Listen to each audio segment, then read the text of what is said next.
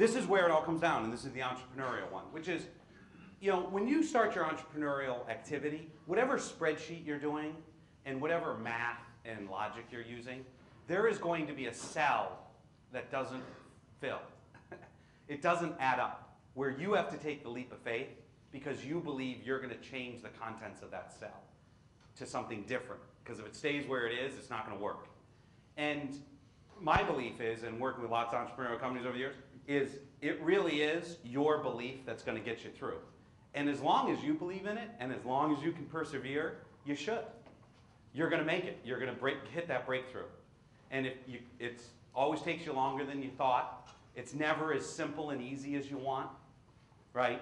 But you just gotta stay at it. Perseverance is one. I don't know how many stories you read. Perseverance is almost always top of the list, right? I stayed at it longer than anybody else. And this is where it's all personal. This is where it is being the entrepreneur. This is where being an MBA who puts a spreadsheet together doesn't work. This is because you love what you're doing and you're passionate about it.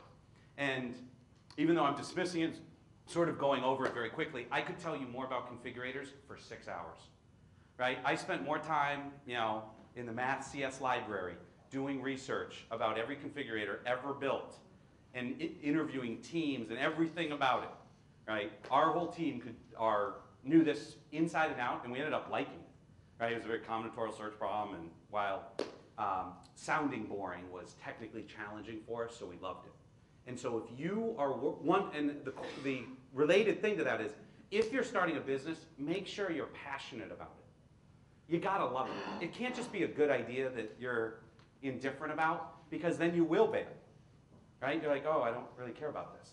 It's that you have to realize that when everybody around you is like, this is the dumbest idea I've ever heard, and like 14 times now you failed, what's gonna make you wanna do number 15?